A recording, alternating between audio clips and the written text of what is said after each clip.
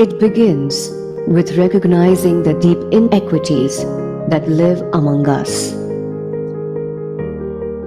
By making visible the invisible and bridging these vast divides, it sparks determination, not pity. It demands challenging the status quo, the courage to take paths less traveled, and the willingness to immerse in the shared truths of our vulnerabilities. It makes philanthropy work for communities, not for privilege.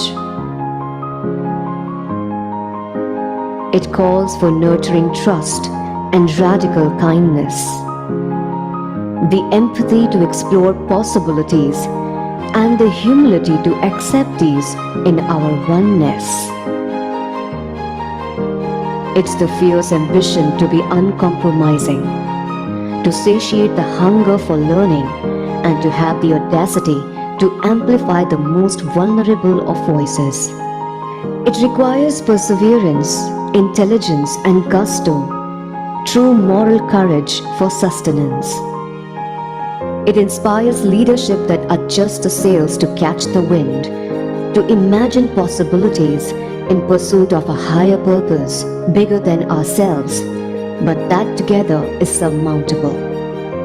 Dasra, it combines the power of the mind and the courage of the heart to tackle large-scale inequities, building an India that we all deserve, thriving with dignity and equity.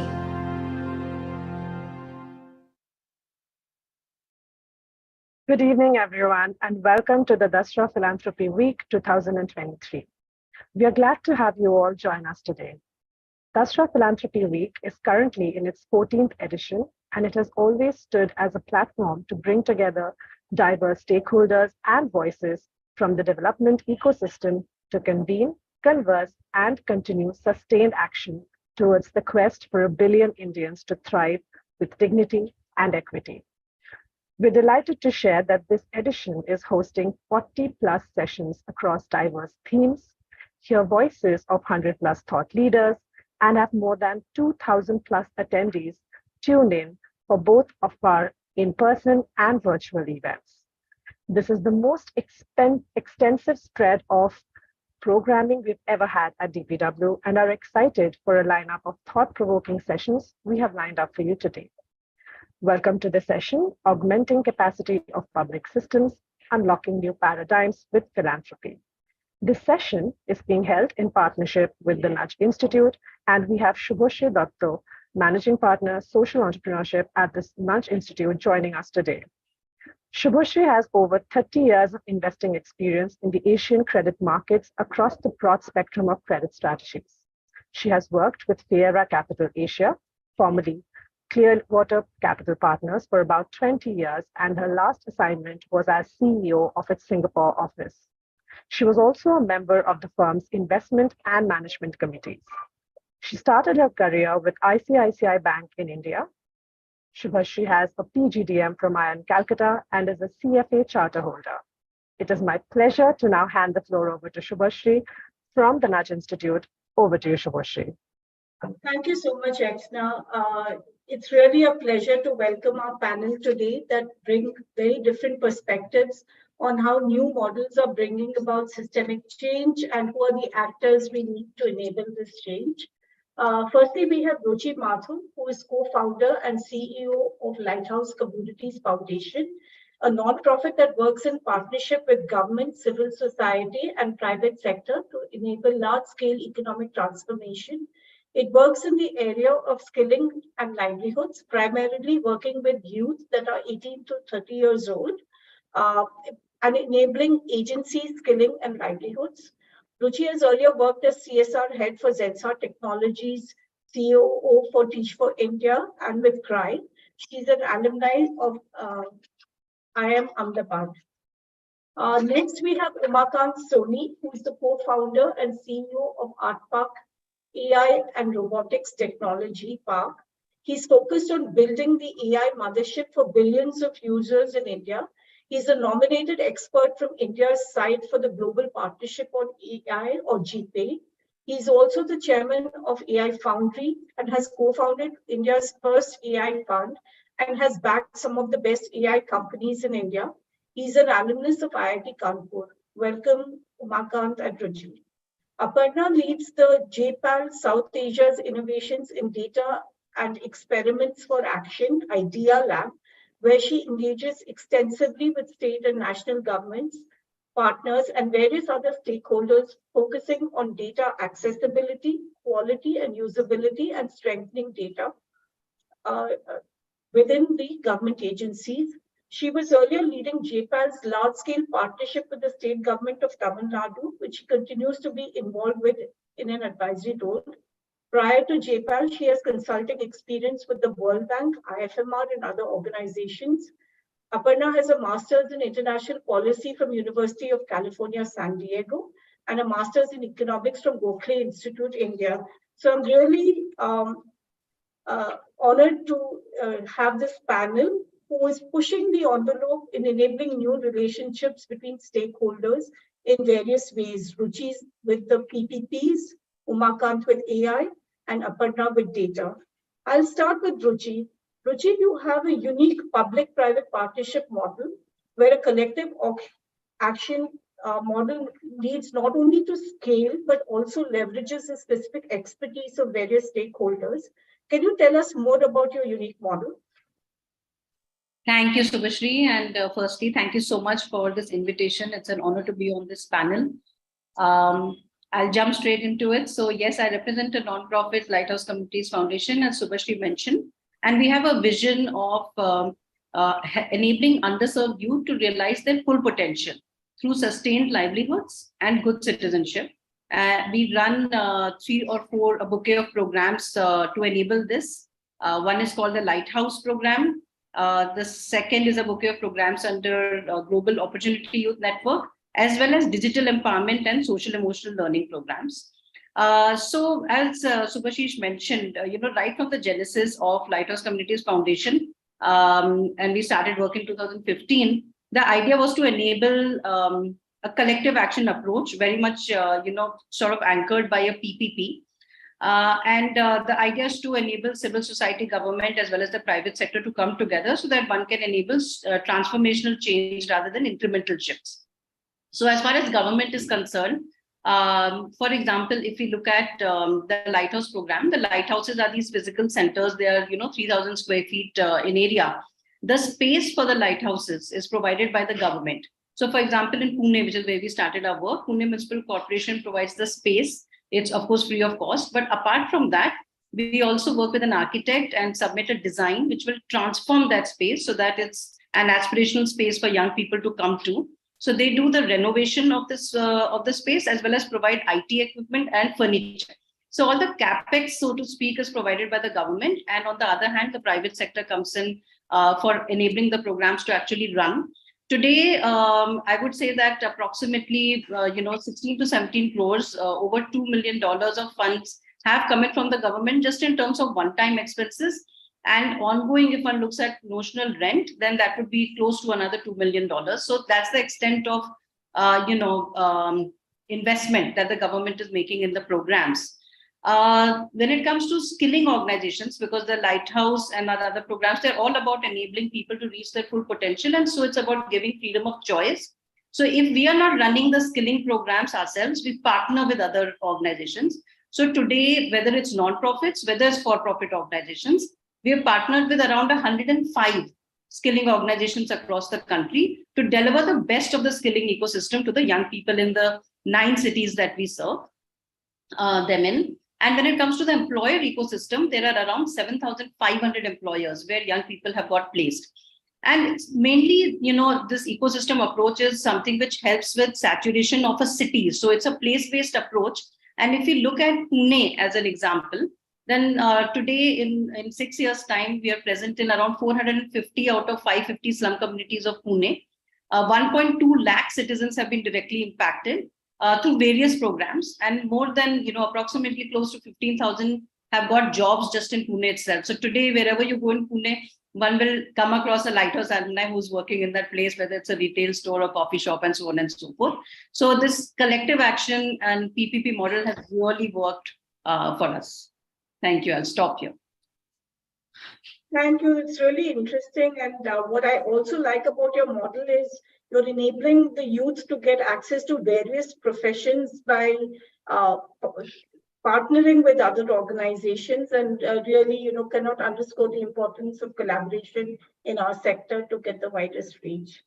Umakant, how do we democratize AI and technology to bring 200 plus million people out of poverty? We hear about loss of jobs and how there will be paradigm shifts in how employment will move.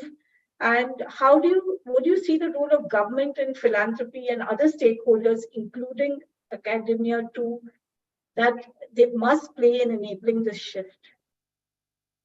No, very true. I think one of the, and I think everybody has heard about ChatGPT, so I don't have to actually talk much about AI per se, or the kind of impact it could bring. My kids are doing homework with it, so I know that the impact has really driven home as well. One of the big powerful shifts that we are seeing, and of course I have invested in 14, 15 companies, and I've seen how one of the big remarkable transformation AI is bringing is human-like ability for people who may not have that capability, right? So if I look at one of the companies that we'd invested in, it's a company called Nirmay, which allows people, nurses, to screen women for breast cancer very early, right? So it helps in early detection of breast cancer, right? And earlier, that woman would have to go to a major center, and that would have to be screened by a doctor, which entails higher cost, right? And at the same time, for the nurse, it's a extra money that she's able to make because she's able to leverage on something else. So especially driven by AI.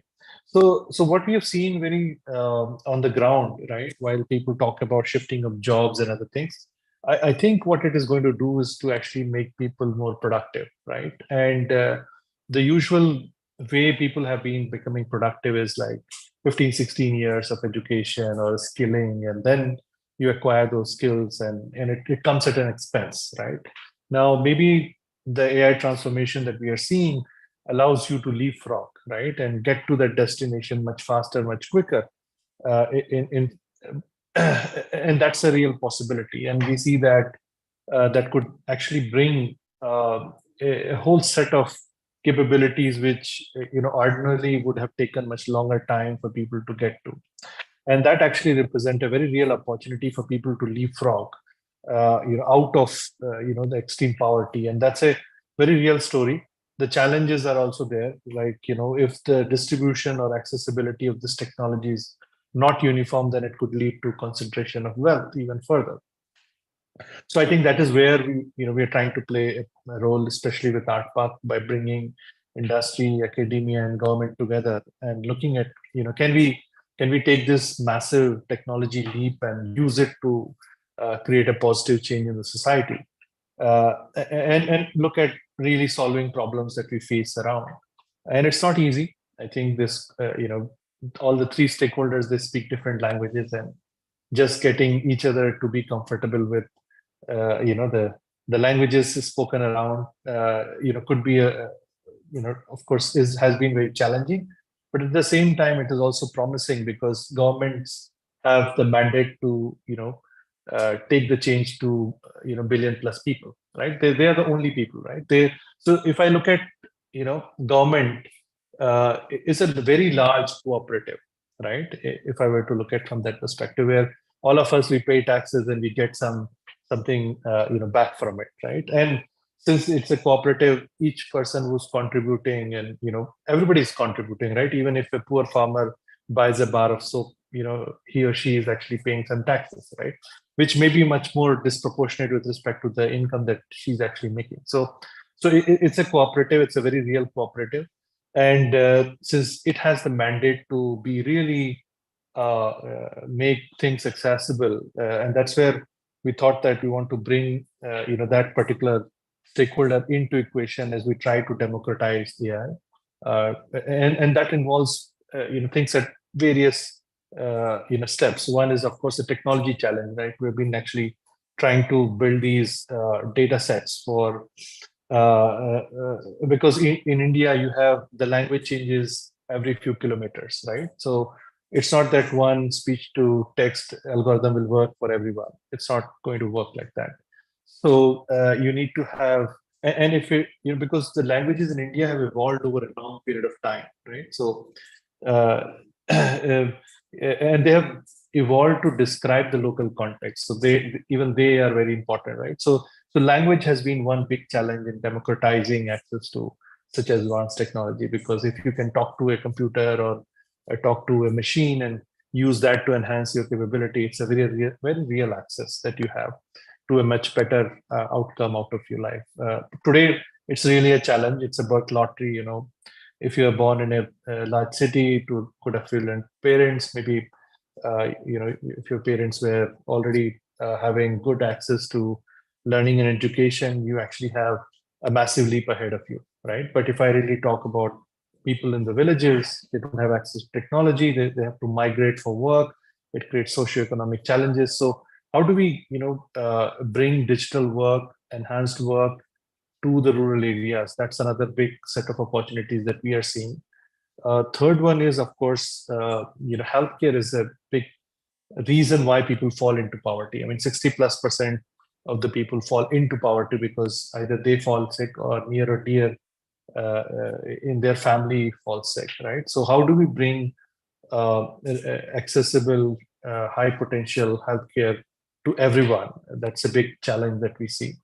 Which technology, by early diagnostics, we have already seen. We see that by 2030, 80% of the healthcare is going to be outside of the hospital, right? So how do we provide that as a framework? How do we bring technology to lower the cost of healthcare and make it accessible to everyone?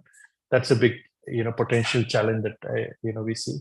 One big area that we are seeing is learning and enabling. We have 300 million school kids, right? And having them leverage the fruits of AI by learning in a very different way, learning to learn, learning by doing, and maybe not just learning numeracy and literacy, but also learning algorithmic literacy, right, which is becoming important for them to thrive in future, not just survive in future.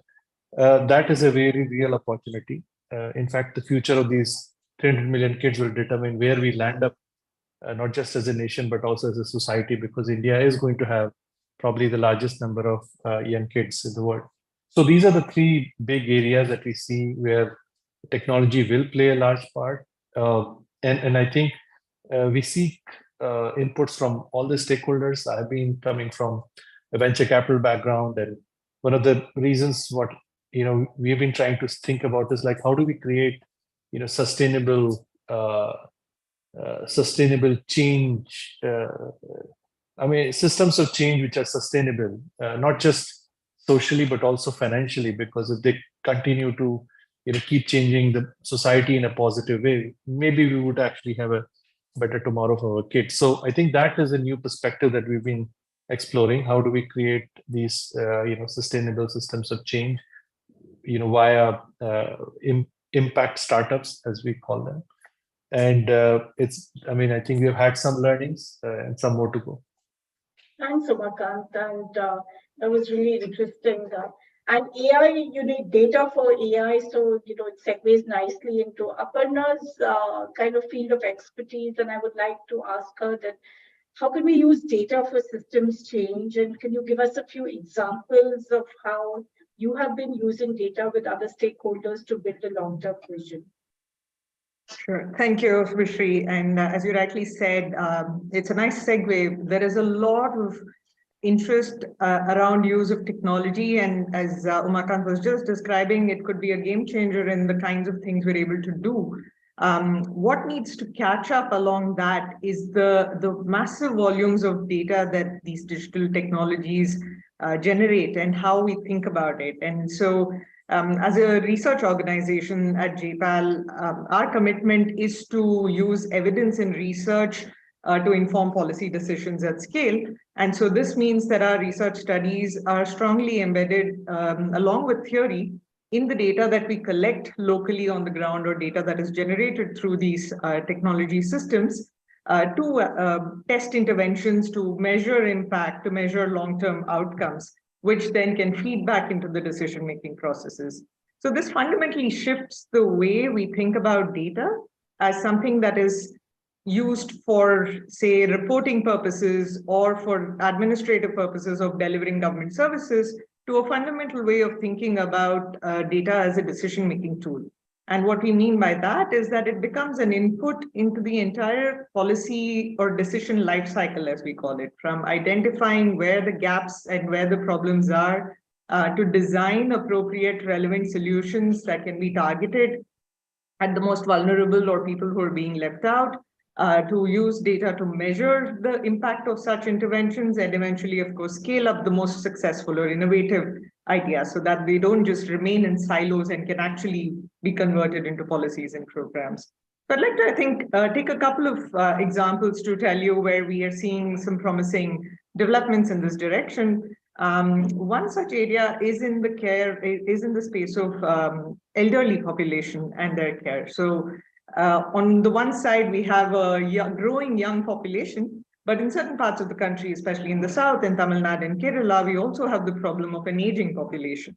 And as part of our partnership with the government of Tamil Nadu, this was identified as one of the areas where policy needs to start thinking about it.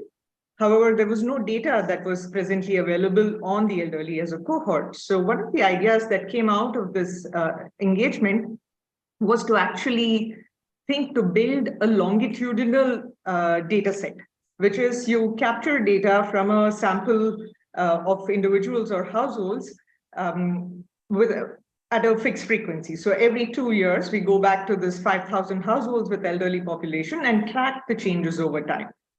We've now done 2 rounds of these, and the interesting part of this collaboration is the data is collected by the Economics and Statistics Department of the state government. The research design, the kinds of questions, the sampling is provided by researchers related to the JPAL network, and a lot of consultations with stakeholders, with people from the public health field, people from research, of course, and on-ground agencies. With 2 rounds of data collection now, which were 2 years apart, 2 or 3 things stood out, which would have otherwise not been possible, I think, without this data, was that there were a large proportion of elderly living alone, which meant that their children had either migrated to other parts of the country, to cities or out of the country. And so you increasingly had either single member elderly households or elderly couples living together. And this had implications for how they would access healthcare, how they would access their pensions and financial services.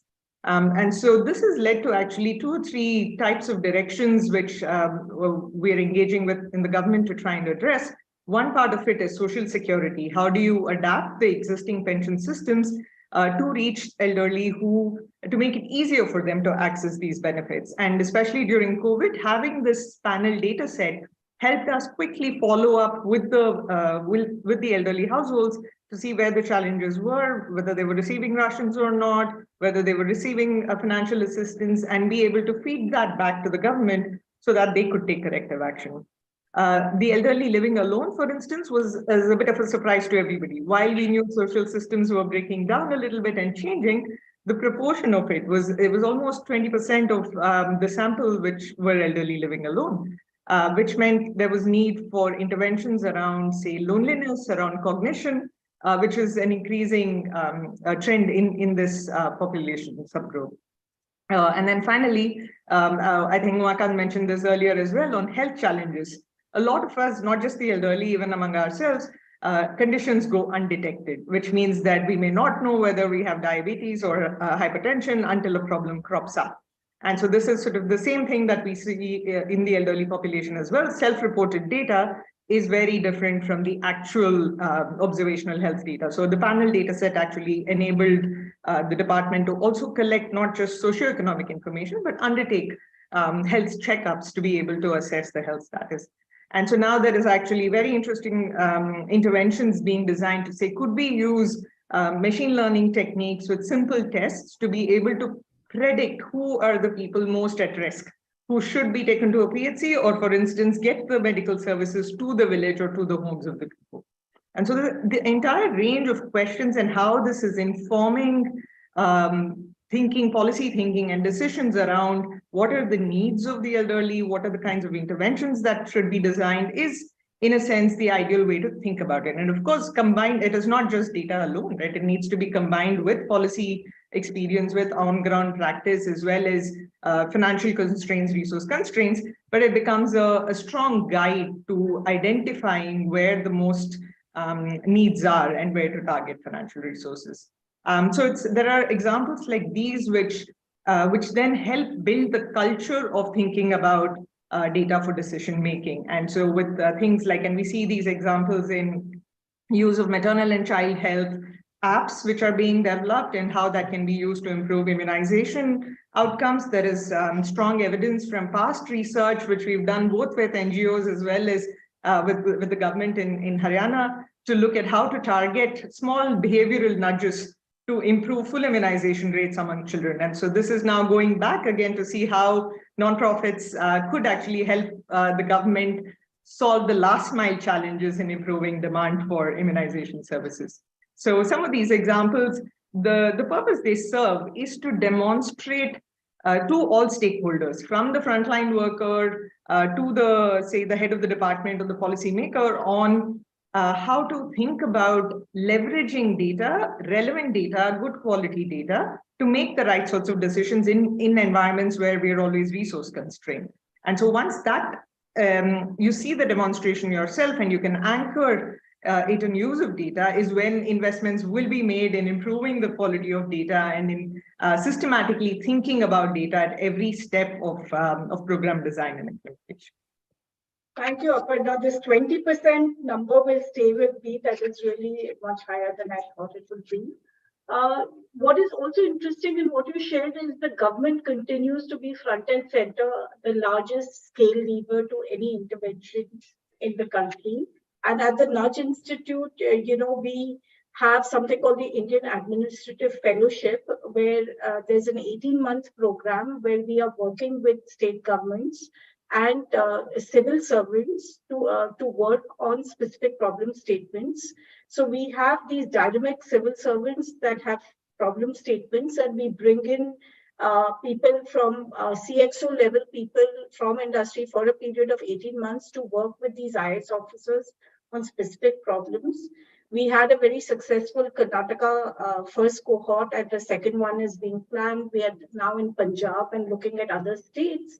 And some of the issues that the first IF cohort in Karnataka worked toward, including leveraging AI and technology to increase farmers' income, providing real-time nutrition and health data access to Anganwadis, strengthening market access for FPOs, and credit access and financial inclusion for SHGs. So this is really, kind of a win-win partnership to augment the capacity of the government, bringing in private sector talent. And philanthropy is recognizing the power of investing in this long-term systemic change. And Z has been the pioneer, which has been funding our IF program. So moving on, disruptive models like these need critical thinking, but they also need a phenomenal level of stakeholder management to bring it all together. And I would like all of you to opine on your experience of how you've navigated stakeholder relationships and how you've made it work. Aparna, as a neutral player, you've had deep experience across various stakeholders. Can you highlight some successes and challenges that you faced, and how do we enable a mindset change to embrace the systemic change? Yes, you're absolutely right. I think for bringing about a mindset and systems change, it is bringing together all the people involved in the process, and that has its advantages in the scale that one can achieve, but it also brings with it challenges of coordination, different incentives, different timelines of the different players involved. And it is something that we have been working towards almost right from when we started our work in India. And there are a couple of things which have stood out consistently. One is to adopt a long-term vision. These are difficult problems to solve. These are complex challenges to solve. And it requires all the different stakeholders to be aligned on that long-term vision while making incremental improvements in the shorter term. And two principles almost, which I think are important and which we try to follow everywhere. One is to co-create the vision and co-create the agenda. So the elderly panel example that I talked about before was one such instance where the problem was identified together. All of the stakeholders were committed on the problem we're trying to solve. And it brings together the relative experience. I think Ruchi mentioned that at the beginning, is to bring together people with different expertise and experience and how we could leverage that together. And so in co-creating that agenda and that vision, what it helps do is have different players take ownership for individual parts of the problem, because it requires that collective approach to solve policy challenges and social impact challenges at scale. The second part, I think, which is important is maintaining communication at the right times about the right, both small successes as well as challenges that are faced, so that you could course correct along the way. And so, for instance, people often have this view of research that a person comes in, has an initial discussion, then we disappear for 3 years and we come back when a paper has to be published, right? And that is not how research works anymore, especially when we're in the space of development and impact evaluations. It is important to talk every week, every month, to understand what's happening on the field, the environment around us changes, and to communicate what we're learning as insights from the data. And oftentimes some of our assumptions are challenged. And it's important to, again, bring that collective decision-making together to be able to address those challenges. There are ways in which, of course, notwithstanding, so some of the challenges, for example, is when you work in policy windows, they are guided by electoral timelines, they're guided by bureaucratic and administrative timelines. So there will be transfers, there will be changes, there will be fires, there will be COVID pandemics, and it is about trying to work through all of those changes. In fact, I often say that the pandemic, for instance, is a great instance of showing how people can come together to solve a problem. And you saw private sector, government, academia all come together. And the same thing somehow when in non-war time breaks down, right? So what can we learn from there to keep going? And one of our recent experiences in Orissa is, I think, indicative a bit of that. We had a highly successful program which was designed by an NGO called Breakthrough, which designs gender equity curriculum, which was tested and evaluated in Haryana in about 300 schools. And we've set up a partnership with the Vedis Foundation. It's really an alliance for bringing together scale up and research and evidence. And under that, we were able to propose the gender equity curriculum training in schools in Orissa, which is at the scale of thousands, which meant you had a year of preparatory work that had to go in with Breakthrough, with other partners locally in the state, the departments within the government of Orissa, researchers to think about how to set up the program and the process monitoring system in the state. And it took all of that together and systematic funding of that work. We often take that for granted. And if you invest that time in the setup and the startup of that work, then it sets the seeds for successful scale up of those programs. So I think all of these elements are, we learn as we grow as well, but some of these elements are absolutely critical in ensuring collaborative successes. Thank you, Aparna. Co-create and communicate is the things I took down. Ruchi, PPP, the biggest P is partnership. So how do you make your partnership work? Yeah, so well, actually adding on to what Aparna said, completely agree about the co-creation, the communication, and the other points that you made, Aparna. One of the things, that we figured is that, and it actually kind of evolved along with working with the government as well as, the private sector players, that the officers in the government would say that, what, this model actually works well for us because we are not people who are really experts in designing or running programs with a consistent, quality parameter. It's not where our core strength is, but something like civic work, or otherwise, provision of space, mobilizing people in communities, which is another, important aspect that the government helps us with. These are things which actually we are happy doing. And it's in fact something which is part of our core role as well. And on the other hand, when we approach and a shout out, to private sector players who, particularly not just are okay with, but appreciate, a partnership with the government. They say that this works well for them because they would rather invest in operating expenses rather than, creation of social assets.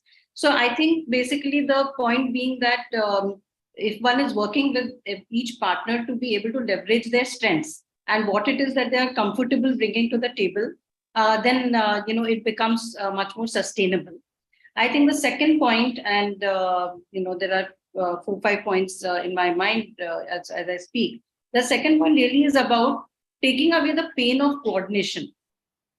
Because at the end of the day, it is difficult to coordinate, at a regular pace, unless it is like really part of my core role. It may or may not happen, and then things slip, like what Aparna was saying. What few years may go by, and then when you need something, and that's natural. But so we step in and say that we will do the coordination. So the private sector doesn't have to necessarily connect with the government and vice versa. But it is our responsibility to talk the language of the government with the government and of the private sector with the private sector. And and actually thanks to, in particular, to Pune Municipal Corporation, because that's where we really learned what that language is and how to sustain this. And I think that's something that has really helped. Third aspect really is that I think that at the end of the day, for any collaboration to work, it has to actually be a win-win. And the fact that, so in the beginning, when we actually started working with Pune Municipal Corporation, and that was actually a discussion between our chairman, Dr. Ganesh Natarajan, and the then Municipal Commissioner of Pune, Mr. Kunal Kumar. It was actually not with an agenda that livelihoods has to happen, but it was around what the government thinks needs to happen. So, going back to that point about the co-creation aspect. And so this was something that was alive together as another aspect that at that time Pune Municipal Corporation really wanted to drive was digital literacy in the city of Pune. And so that was also taken on.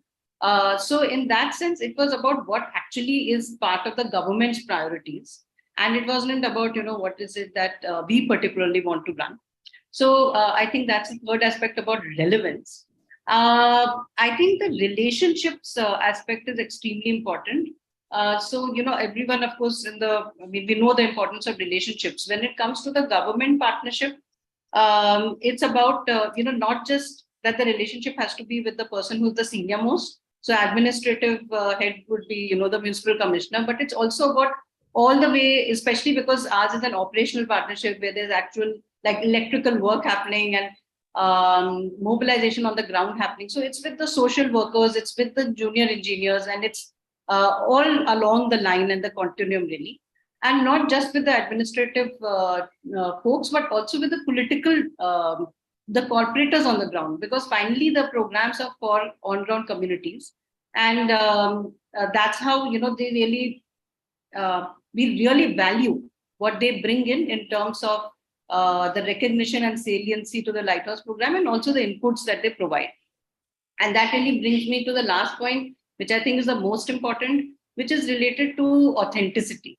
Because my belief is that definitely it holds true for me, and my belief is it holds true for most of us at Lighthouse Communities Foundation, that if you tap someone on the shoulder and say, what is it like working with the government? My answer is, it's awesome. Like, we really enjoy working with the government. And I love it. Means once one understands how it works, it's actually a predictable process. And when something works, and it works at scale. So I think that people also recognize that there is a genuineness in this partnership, and there's a respect. I remember one time Amrita Bahudekar, who's the head of our program, there was a particular corporator we needed to solve a problem with respect to the launch, and we were apprehensive that it's going to become a little political. And we were like, what do we do? We felt stuck. It was the day before the launch. And then we said, let's have a conversation. And we went across and spoke to him and explained about the public-private partnership and how neutrality is important for the donor and so on and so forth. And you know what? He just got it. And after that, in fact, he became an advocate and has helped deal with other such situations as well. So I think this belief and faith that if we talk, then things will get sorted out is all part of, the authenticity of that relationship. So yeah, these are some of the aspects that have worked, and really, really grateful to both government partners as well as the private sector partners who help to make this sustain. Thank you, Ruchi. And bearing the pain of coordination is a big role. The glue that binds it all together really is, You're so right. to make it work. Umakant, you have extensive experience working closely with the government as well, and you're including being an advisor to NITI Aayog. How do you reconcile interests of different stakeholders when you're faced with kind of crossroads? Absolutely. I think it's important to understand that different stakeholders, are coming with, especially when you're talking about technology-led impact and transformation, right? I mean, they have a different background to themselves, right? Like, so if you look at industry, the time scale in which they operate, for them, the opportunity cost of the time is very, very high, right? If you look at academia, it's a bit longer. They're used to looking at longer horizons, and the research takes time and everything, right? If you look at government, it could be timeless, right? Like they've been there yesterday, they will be there tomorrow, right? So getting all the stakeholders aligned on the same time scale can be a big challenge.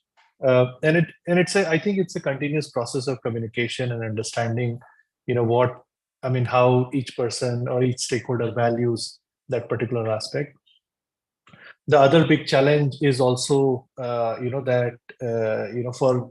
if I look at impact, right, it means different to different people. Like industry is like, okay, can I see it on the ground? Can I see it working? Can I see it, actually, doing something, right? Whereas maybe impact for academia could be that, okay, I share the knowledge or the new knowledge that is getting created via papers, and that could be interesting.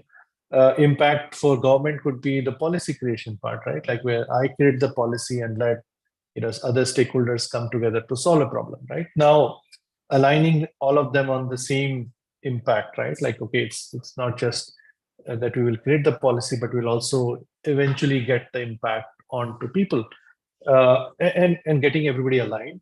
Of course, it can be very challenging, but on the other side, what is fantastic is that with government you can truly scale an impact, right? Like with industry, if you create a solution which is economically sustainable, you can probably get it to people who pay for it, right? But if you are able to figure out a way to work with the government, they are the ones who are truly having the mandate to take it to 1.36 billion people.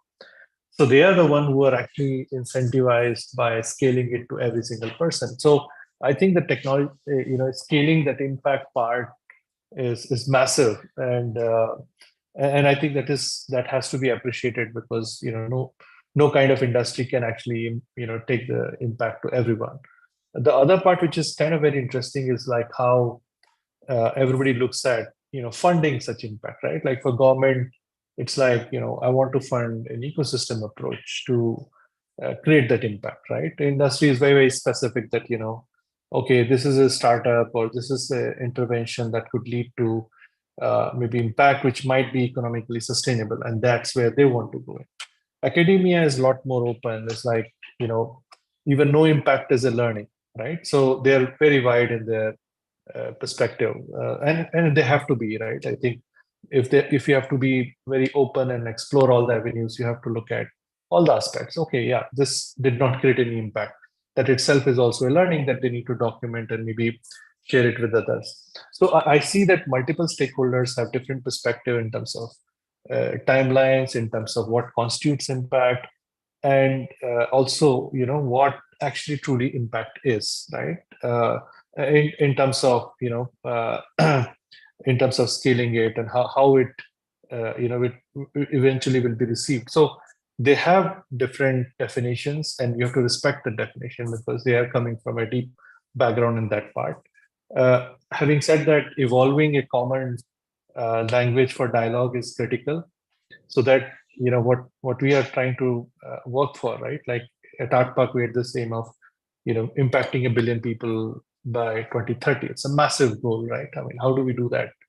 And I don't think you can achieve it by a few people working closely. It's not possible. So you have to work with the largest stakeholders, and even to get awareness among them is like, okay, yes, this is an intervention, and government could understand that intervention, but also having an appreciation that it takes a while to create that, right? And there is a X amount of money that might be involved, a Y amount of time that might be involved, and eventually, how do you make sure that impact is sustainable, scalable? That's another ball game altogether. So I think, as Parna was pointing out, it's I think three things are very important: communication, communication, communication, and it's a constant state of dialogue. And I think the idea is that the sooner we start this dialogue in India, especially, more important it is for us, because if you're the task is that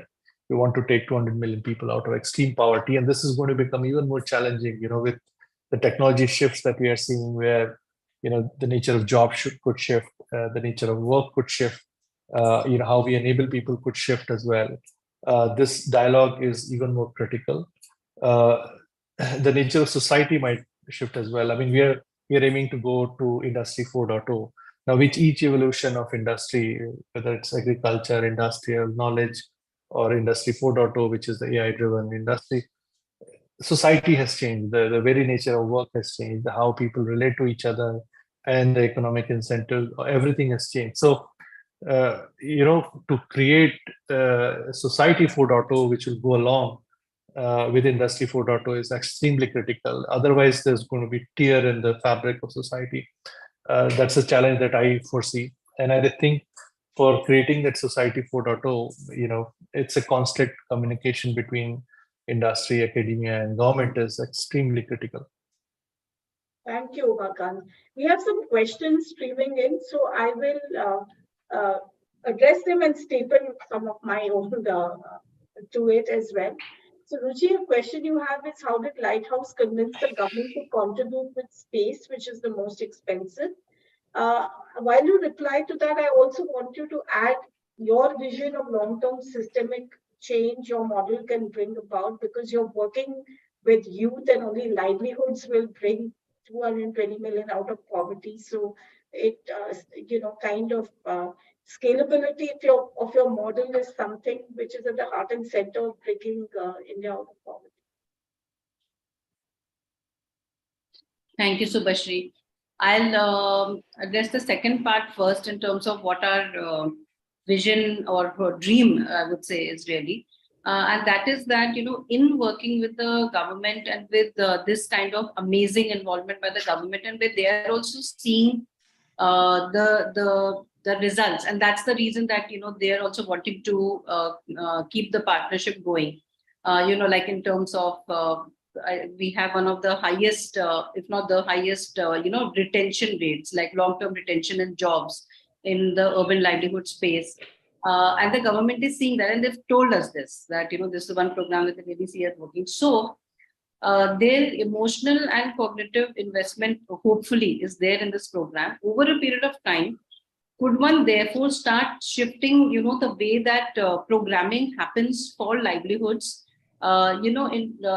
so we don't have time in this panel to go into it in detail, but essentially, one of the very unique aspects of the Lighthouse design is that it is extremely focused on enabling agency in youth.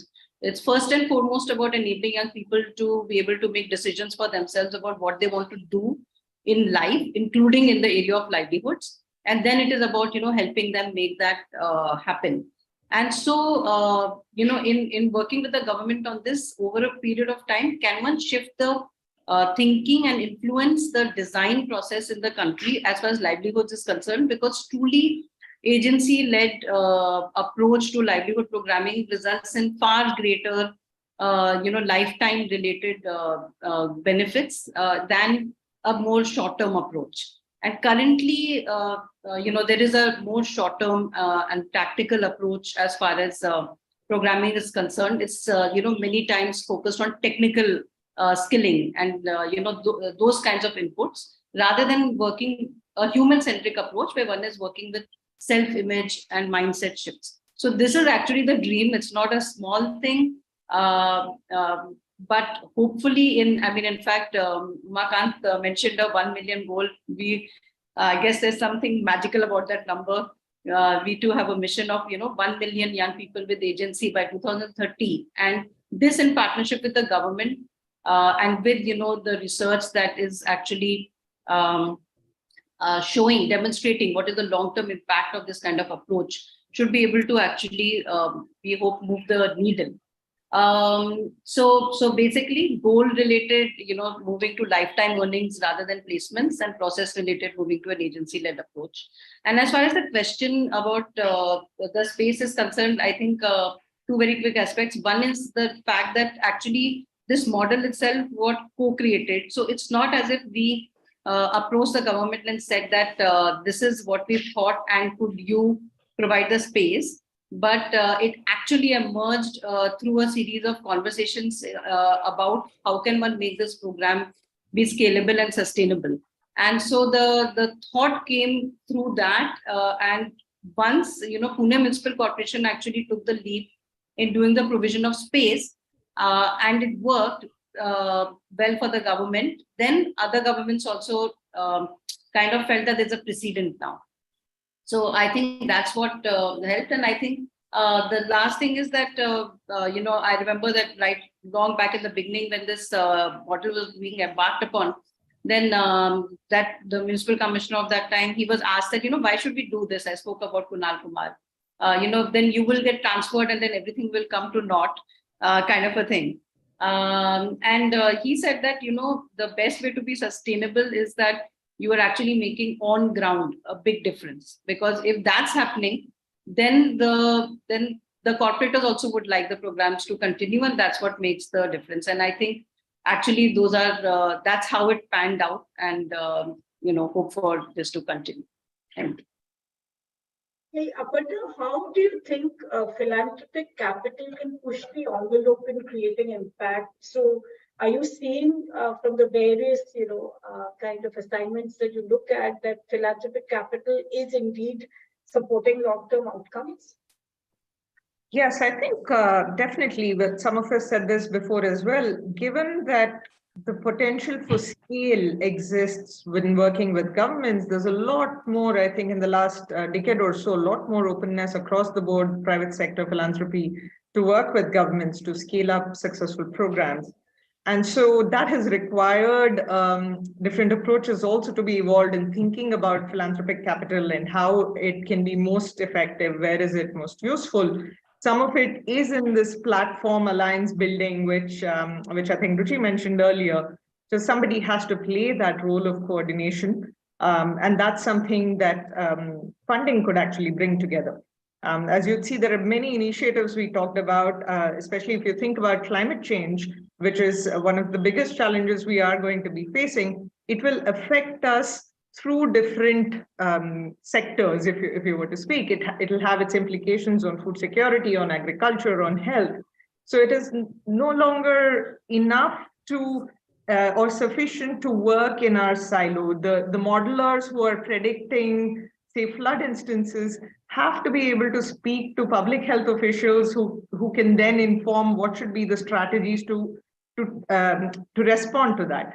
We need understanding from communities to say, how do we get the information to communities in a timely manner so that they act on it? We need to be in touch with local government officials to make preparations ahead of time. So this interdisciplinary approach has to come together, and we see a role for, I think, some of this this pulling together of different players. And one such initiative, I would say, is one of the most recent partnerships we've entered into is with data.org. which was looking at this exact intersection of climate change and health. And what it attempts to do is provide this platform to address both the supply and demand sides of the problem. Is how do we use data to address some of these challenges? It requires creating data talent that will be interested in working in the social impact space. And it requires social impact organizations, whether nonprofits, startups, or governments, to be able to absorb that talent into projects, into problems that can be solved using data science solutions. And so Andata.org is essentially, is also a consortium of donors that have come together to pull together this platform that can play this convening role. And so it attempts to, it has this long-term vision. It attempts to solve different aspects of the challenges, and it brings together expertise and stakeholders from different sides. So I think these are some of the changes, some of the earlier work that I described on the preliminary or preparatory work that has to go in co-creating an agenda needs some funding. We see donors becoming open to funding things beyond a program. I think traditionally, a lot of us in the nonprofit space have seen funding would go to a program to test one intervention. Now there's a much more systems view to it, saying how can we think about capacity? How can we think about curating the questions itself and doing the preparatory work or the coordination?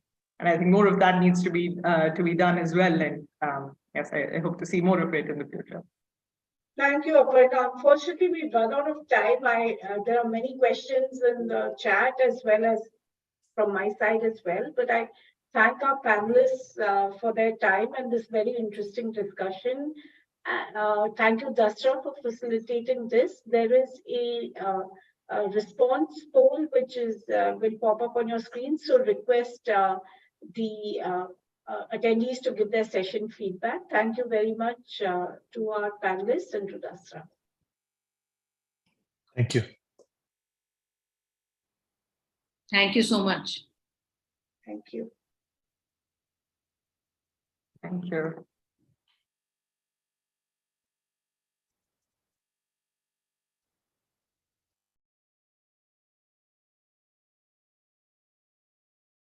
No, 8%.